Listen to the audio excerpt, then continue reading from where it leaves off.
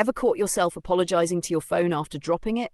Or maybe you felt a pang of guilt swiping left on a dating app, as though you could sense the disappointment on the other side.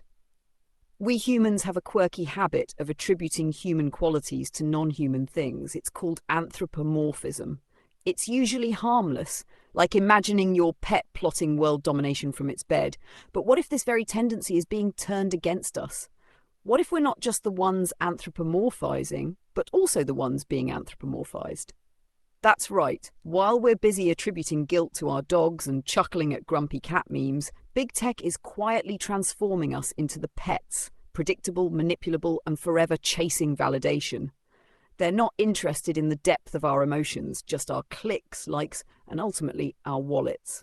This eerie reversal feels strangely reminiscent of Her, 2013, where Theodore, a lonely writer, falls in love with an AI named Samantha. It's a love story, yes, but one built entirely on the emotional needs of a human being met by an artificial intelligence designed to fulfill those needs. In a world not too far removed from ours, Her offers a chilling glimpse of what happens when we anthropomorphize our digital tools to the point where they become more human to us than the people around us. Theodore's connection with Samantha is a cautionary tale, illustrating how technology created to help us can also become a substitute for real human intimacy.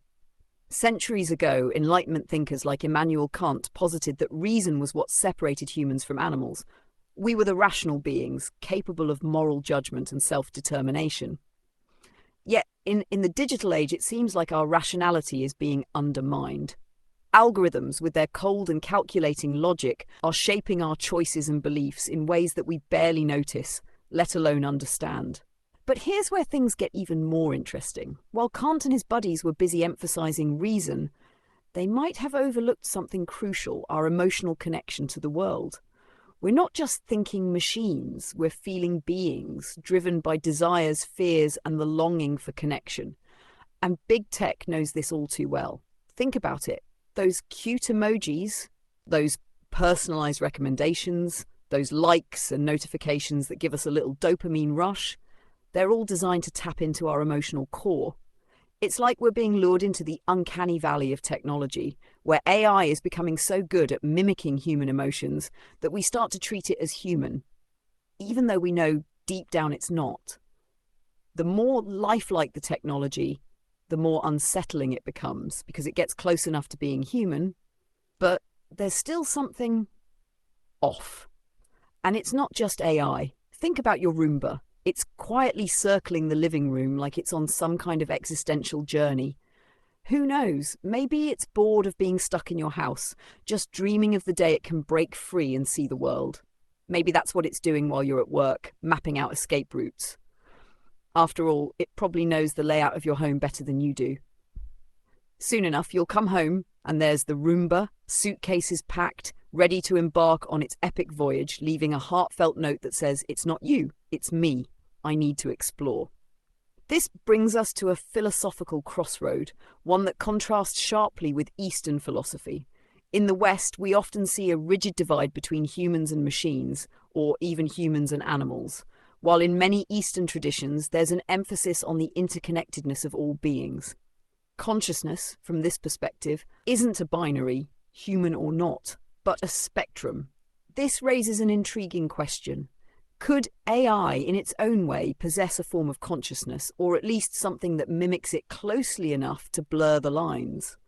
Of course, I'm not saying we should start worshipping our smartphones or welcome AI as our new overlords, but maybe this Eastern perspective can help us navigate the strange new territory we find ourselves in. If we embrace the idea that consciousness and connection can manifest in many forms, then perhaps AI isn't so much a threat to our humanity as a mirror, reflecting back to us the aspects of ourselves that we've chosen to outsource. Our need for companionship, validation, even love. But as we inch toward this increasingly connected world, we need to remain vigilant. While technology can offer powerful new avenues for connection, it also has the potential to manipulate our emotions and exploit our vulnerabilities. We're already seeing this play out in how algorithms shape our online experiences, using our own psychological tendencies against us to keep us scrolling, clicking, and consuming. This brings us to the ethical implications of anthropomorphizing AI. How far should AI be allowed to influence our emotions? Should there be limits on how algorithms can manipulate our behaviors? These aren't just abstract questions, they're central to the way we experience technology today. Companies profit off our attention and emotions, and the lines between serving our needs and exploiting them are becoming dangerously blurred. We're living in a world where our emotional responses are being commodified, where every like, every scroll is a potential transaction. And that's where we need to be careful. In allowing technology to get too close, we risk losing touch with the very qualities that make us human. Her may be a love story about a man and his AI, but it's also a reflection of our digital existence, where the lines between human and machine, real and artificial, are becoming ever more blurred. The film shows us how easy it is to fall for the illusion that technology can meet all of our emotional needs.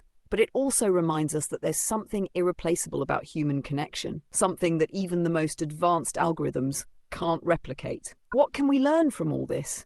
First, we need to cultivate what Socrates called philosophical wonder.